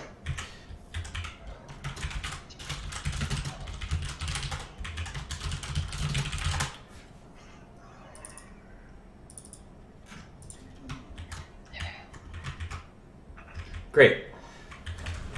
So we're going to call the rate at which we discount the cash flow from one year to the next the discount rate. And we're going to change this formula. I encourage you all to make this Excel sheet yourself. We're going to change this formula to the discount rate. We're going to see what happens when we change the discount rate to 10%. What do you think the value of the bond will do? Obviously, the amount we're going to collect will be the same. This contract promises us $9,310. $5 a year for a long time. Let's see how many years we put in this. If we increase the discount rate, what's the value of this contract? It's going to be lower. Yeah, it's going to be lower. Why? Because it approaches 0 at an early rate. It gets closer to 0 at a much earlier time. Yeah, so we can see that it goes down to $50. If it's 5%, it's $100. If it's 3%, it's $166. If it's 2%, it's $250. You can see that they're inversely proportional. In fact, a fascinating thing is as the discount rate approaches 0, the value of the bond approaches what? $9,310. No, it approaches infinity. Oh, okay. I guess I was assuming for the amount of time that we were collecting. Why do you think it approaches infinity? Oh yeah, I guess yes, correct. It does if you have an end to it. But we could always extend this even further, right? If it's an annuity is infinite. Well, the answer is if a dollar today was not worth the same as a dollar tomorrow, then it would be worth something vastly more. But we assume that money is worth less over time because of things like risk and opportunity cost. So we have to think very carefully about how to discount a series of cash flow. And in businesses and bonds and stocks, we have these yearly cash flows we come to expect. In this case, this is very boring. We expect $5 every year, forever. Businesses obviously aren't like this. The cash flow we get fluctuates. We hope it grows, right? We hope that the CEO of the company figures out a way to make this go from 5 to 6, from 6 to 7, from 7 to 8, hopefully from 8 to 800. You know, if you're a CEO like me, you want as much profit as possible. And you have to discount that cash flow because something might go wrong in the year 2029. You can't predict what the earnings of your business will be in 2029. Can you imagine the people who were forecasting Motorola's earnings 10 years ago? Motorola and Nokia were on the top of the world 10, 20 years ago, right? Right. Motorola. So on that note, like, how do you put a number on what you should discount? That is the secret of finance. You're literally, touching on the number one question in finance, which is it subjective? a little bit. What is the discount rate? Well, let's take a look. What is the interest rate of a government bond? Does anyone know what the 10-year bonds yield? Not much. I mean, like 1%. Yeah, it's about 2%, 1.7%, 1.5%, something like that. 1.74, this guy may be a bond trader. So apparently the government says it's not less than inflation. So the U.S. government bond is theoretically risk-free. Right? It's theoretically risk-free. There's no risk that Obama and Trump, our future president, will not pay the obligations, right? What if the government fails? It's a great question. There's no risk that the government won't pay its debts. We'll talk about how realistic that is in a second. And theoretically, there's some risk, right? And we could actually measure that risk with a Bloomberg machine, believe it or not, and something called a strip or a TIPS security. But regardless of a TIPS security, we can see that the government bonds have an interest rate of about 1.74%. So the government can borrow money from us for 1.74%. That means that we get this interest rate. And in fact, the risk of not getting paid is worth 1.7.4% to us. And that's simple. If I lent Charlie $5,000, I would ask him for 10% interest because, I don't know Charlie. He seems like a nice guy and he seems very smart. So the fact that I'm willing to lend him any money at all is already telling. I'll take a 10% rate for what it's worth. And I just size him up and I say, you know what? There's a good chance he's not going to give me back the $5,000. Who knows? He will, though. Who knows? Yeah, a reasonably good chance he will. So I'm going to give him a 10% interest rate. Now, if a friend of mine named Maurice, who has a arrest record and he's known to traffic narcotics in my community, Maurice wanted to borrow $5,000 from me, I don't know. What interest rate should I charge him? I think Maurice is more likely to default.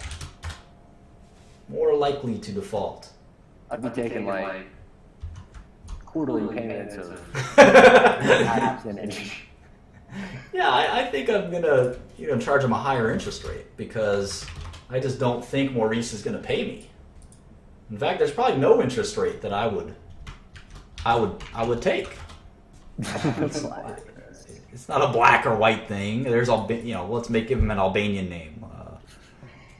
What's a good Albanian name? Let's just make him an American, Bob. Bob. Yeah, Bob the crackhead. Bob the crackhead. Mark it up 5,000%. So it's a very difficult loan, and I'm worried about that. But the government, how about Apple? I can blend the company's money. It doesn't have to be people. They're going for cheap. Here's another good one. Brazil. This guy's making a good point. Brazil is 6% interest rate right now. The U.S. government is 2%. So we can see what the least risky securities are. We can make a list, in fact.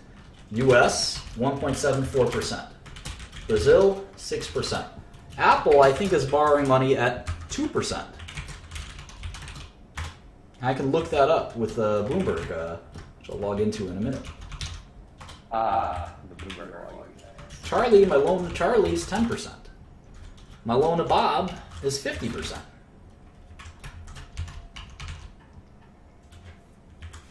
So you can see that the riskier a loan is, or a cash flow is, the less we expect to get paid. The less we can discount it. The riskier a loan is, the more we have to discount it. Does that make sense? Good. It does. So if we have a corporation, remember, these are bonds. These are secured obligations. Bonds are senior to equity. Cash flow from equity is riskier. So when Apple makes $18 billion this year, this is Apple's income statement, we don't know what they're going to make in 2017. It could be 10% more. It could be 10% less. We don't know. We have no idea. Let's look at an athlete. Let's take name an athlete everyone likes. LeBron James, Steph Curry. All right. Kobe would not be a good example because he's retiring. So what is the value of Steph Curry's contract? Let's say he's going to make $10 million a year for 5 years. I don't even know what team he plays for. Golden State Warriors, I think. Yeah. So let's say he's going to make $10 million a year for 5 years. What's the value of his contract? It's $50 million on paper. On paper, you're going to get $50 million in payments. But what about present value? Well, it's a guaranteed contract from a major company. So it's probably not very risky. But even the least risky thing, a government bond, a promise from the U.S. government, it has never broken its promise in 200, how old is this country? 250 years. It has never broken its promise.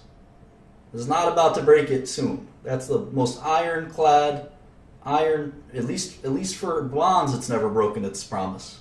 Wars and shit like that breaks it every day, but for bonds, it's never broken its promise. Apple, very creditworthy. Brazil, Charlie, Bob, these are much riskier. So, but Steph Curry is the Golden State Warriors. You gotta discount that big time. No, he's gonna get his money, and remember, his contract says, "Paid If you're discounting, even if injured." you gotta discount Steph Curry. I would say a discount rate of 5% would be appropriate. Okay. So in Excel, what we do here is we actually do something like this. It goes equals NPV, parentheses, 5%, comma, and then we highlight all of these, and we get a number. It's $43,290,000. That is the present value. And why is it $43 million and not $50 million? Can anyone answer that? It's because there's some risk If with the NBA defaults. There's some risk of the NBA defaults. That's a good point. The more likely, Not likely. the more likely scenario is that there's opportunity cost. And it's not like he's not going to collect. He's going to collect 50 million. There's no doubt. The point is, he would rather trade 5 equal installments of 10 million for $44 million or $45 million. And the discount rate, this is a really important concept right here. You guys, this is gold here, what I'm about to tell you. It's a secret. The discount rate should be equal to the risk-free rate, which is usually just projected inflation, or the U.S. government bonds, U.S. Treasury bonds, plus the risk premium.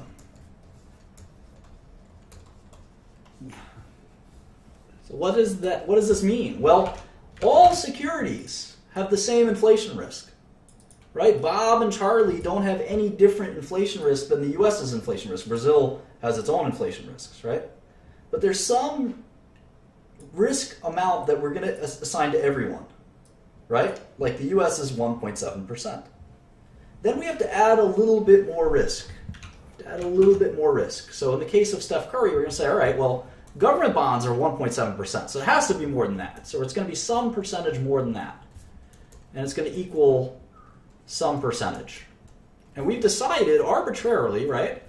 Arbitrarily that the 1.7%, we're going to add 3.3% to equal 5%. And this is the inflation risk in essence. The inflation risk. And this is the opportunity risk. Opportunity cost. And this is a very theoretical concept. And part of it is based on how well Steph Curry can invest this money. If he can't invest it very well, then we just have to think about, or we're going to assume he can't invest it at all. We're going to assume that it's some risk like the risk-free risk, plus this crazy risk that perhaps the NBA defaults or that Golden State tries to get him out of his contract or something like that. And if we use that, we can actually put in, refer to the discount rate here, down here, and we see that it's a lot closer to the 50 million. The only way it's worth 50 million is if the discount rate is 0. And it can't be 0 because there's some risk of default. There always is. There always is. Unless you have the money in your hands.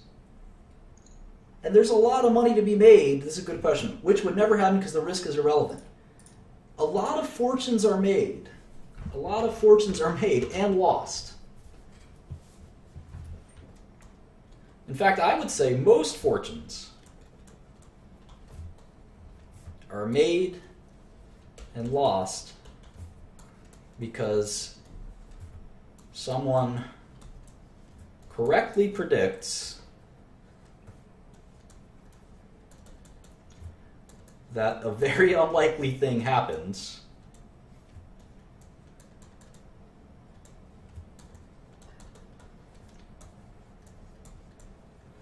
or doesn't happen.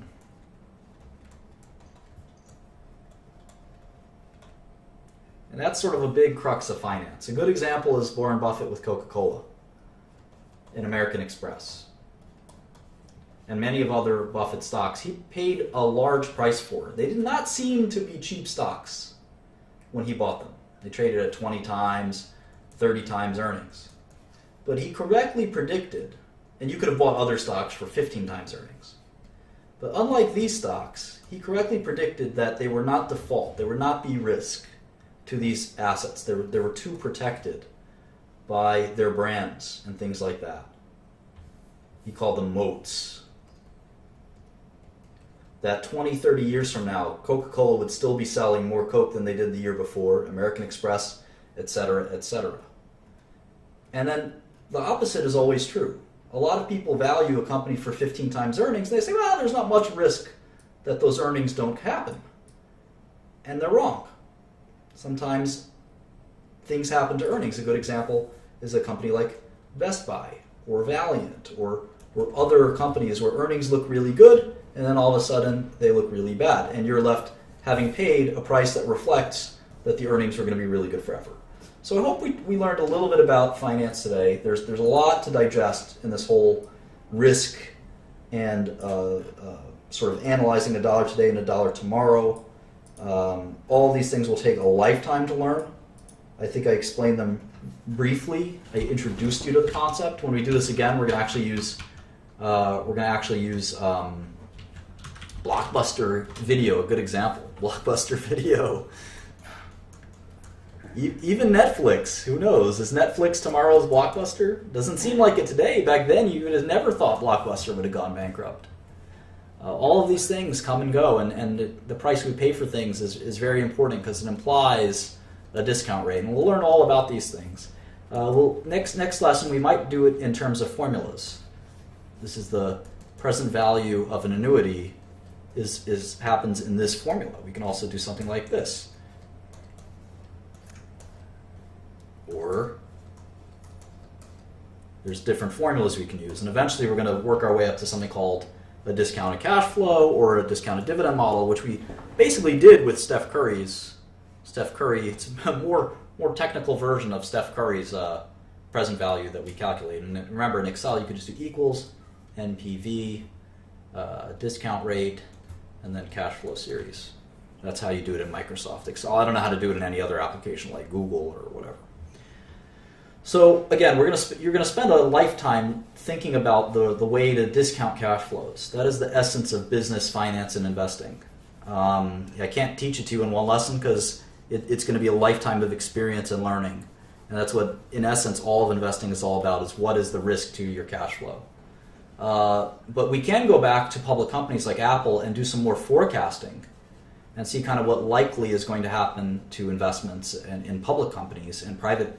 We can do some private stuff too, and we can try to discount and use examples and things like that. So I hope this is valuable for everyone. If anyone has any questions, I'll open it up for the next sort of 5 or 10 minutes, and then we'll try to close by 10, and then I'll stick around and do some stuff after 10 as well, but the stream will end at 10 sharp, so anyone can join in. I'm going to get a soda, so the mods can...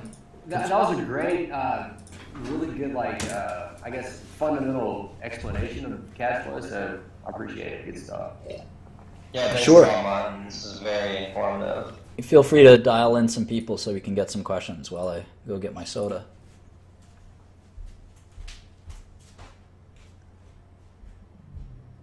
Billy. What's happening? Oh, God.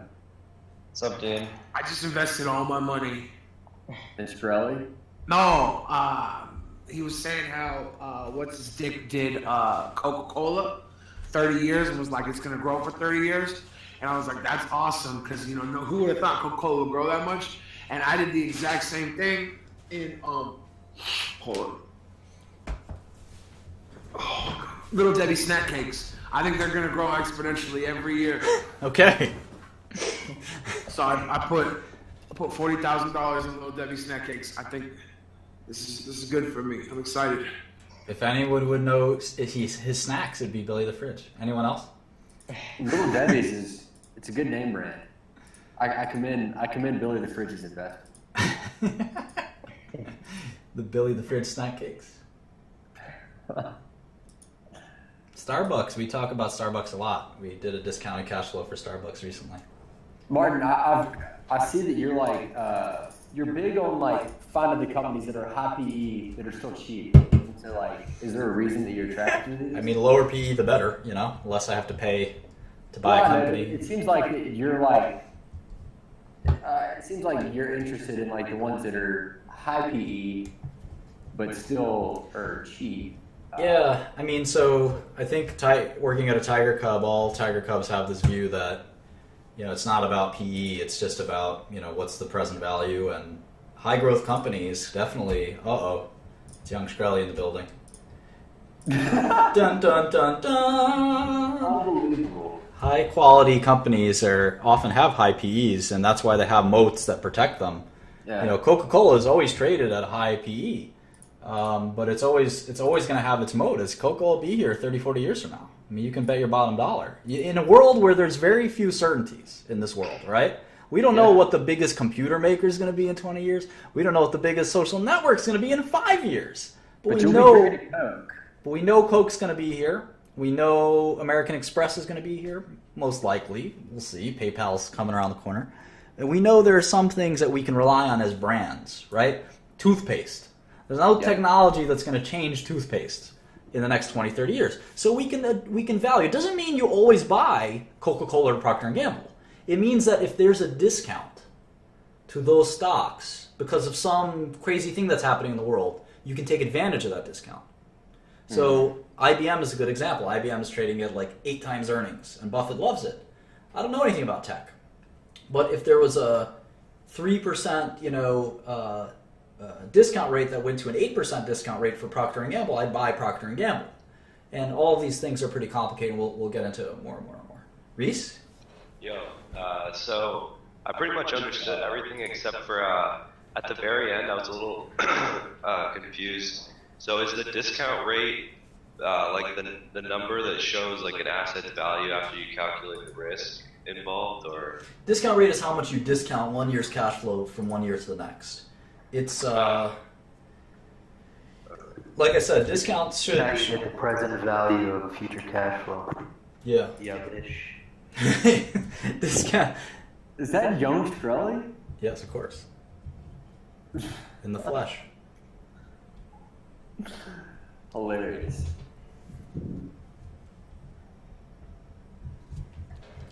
This guy had all the answers, but his computer doesn't work. Chuck. Hey, ¿Qué pasa? talk, you guys. How's it going, Chuck? I'm doing really good. How are you guys? Great. A little nervous. Nah.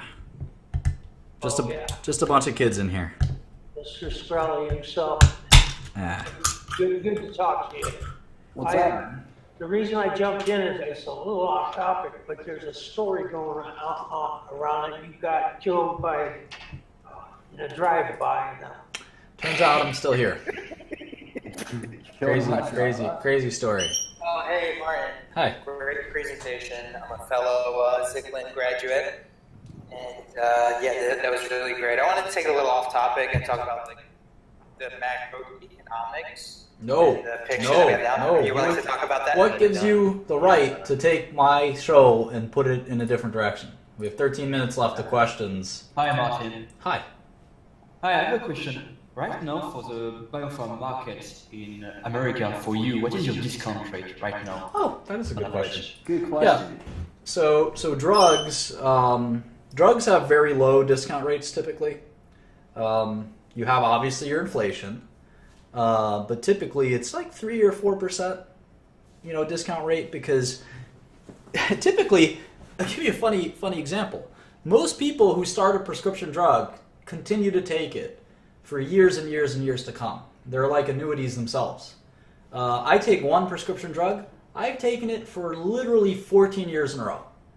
14 years in a row.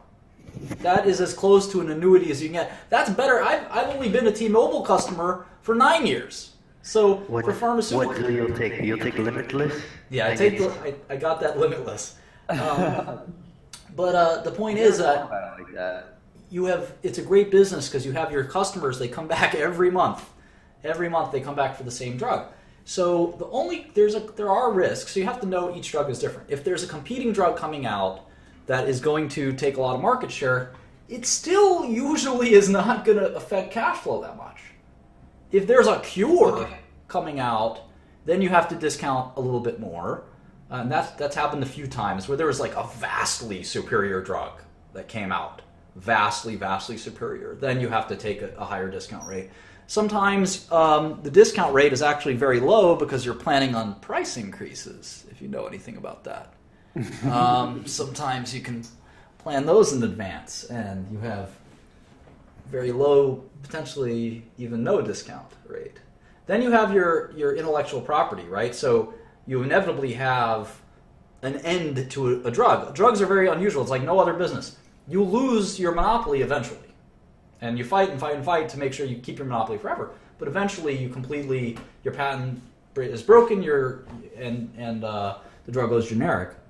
There are some drugs that don't go generic. Those are pretty cool. And then what else? Because there's no other option.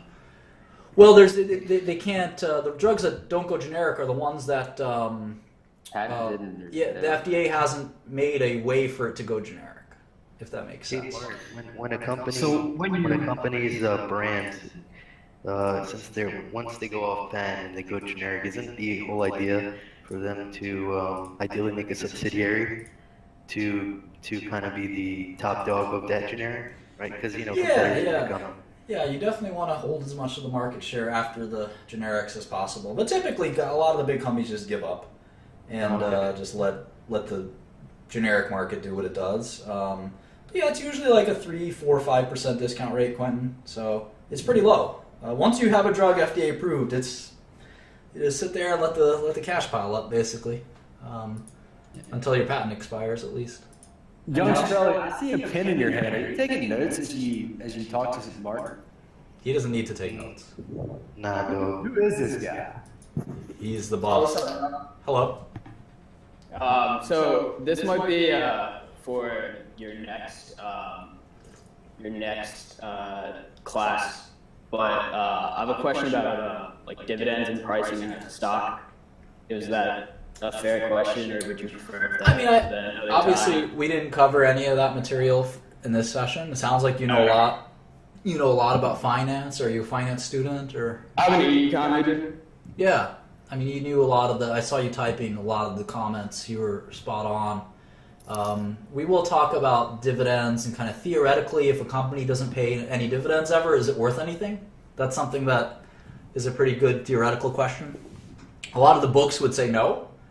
Clearly, real life suggests otherwise. Yeah. And so we got to think about that. Dividends versus retaining cash versus buybacks. A lot of it's based on taxes. There's a lot of things that we got to talk about. But no, great to have you, and I hope you join us for future shows. Yeah. I just have a quick question. Do you know how to change like your name through Blab? Why I look like Blab technical support? You motherfucker, you need books? Here's one good book for you, motherfucker. I want to first thank Martin. I think it's really generous of you. Can you not hear me? It's just very noisy. Okay. Things like current events. Too noisy, dude. Drive everyone crazy. Oh, again? Yeah. No!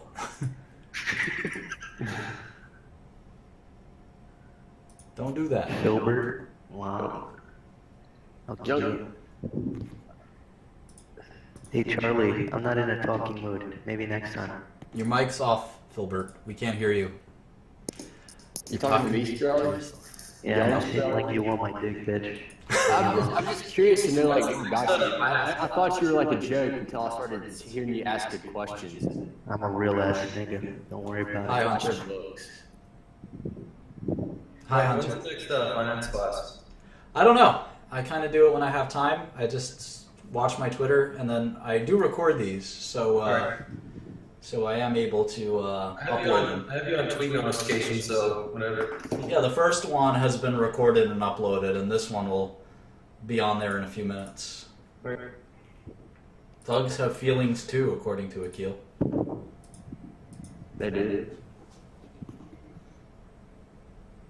So we'll start trolling and going crazy in about 7 minutes, don't worry.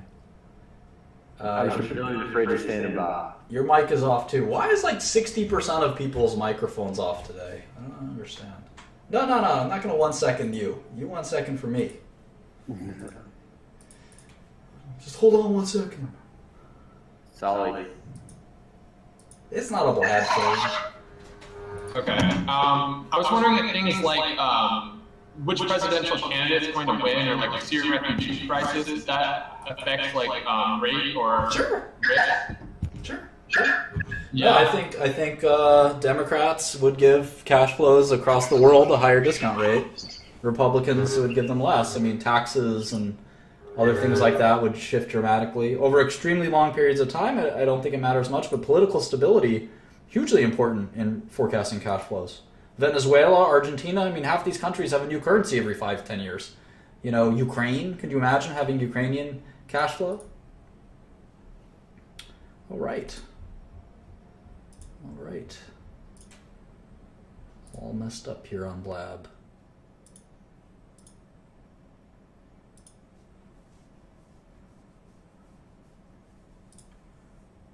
Block that one.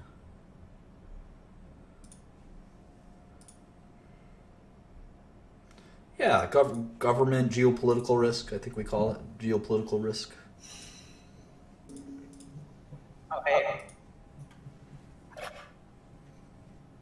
Hey, Martin, so you mentioned in the presentation that U.S. government bond has zero risk, and I mentioned that that's absolutely not true. But it got me thinking, I mean, it's a little abstract, but does zero exist?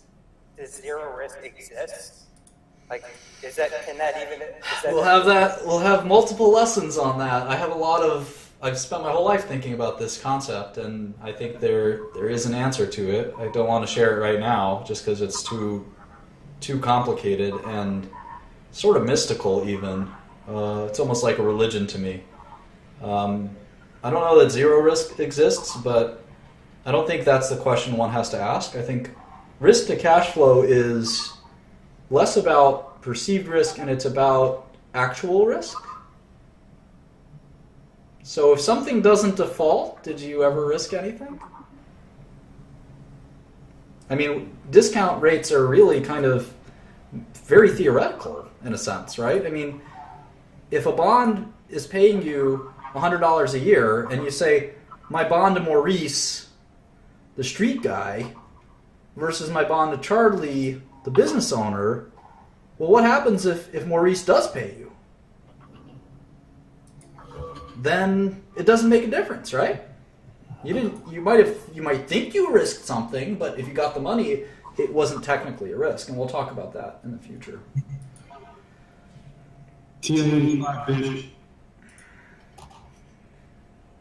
Hey, Mike. That's how you gotta work out, son. Hey, Martin. Hi. I was wondering, talking about Bloomberg terminal. Do you like Bloomberg? I know it costs $5,000. Have you heard anything about Bloomberg and the new terminal coming up in the news? It only costs about like $1,000. Yeah, I've heard about it. There have been Bloomberg alternatives for a long time, and Bloomberg's the go-to. So if you're managing hundreds of millions of dollars, you don't really care how much your terminal costs. What do you think about the negative interest rates in Japan? And do you think that we could do that here in the U.S. feasibly? Well, inflation, I was thinking that for a while, and inflation just spiked up last month.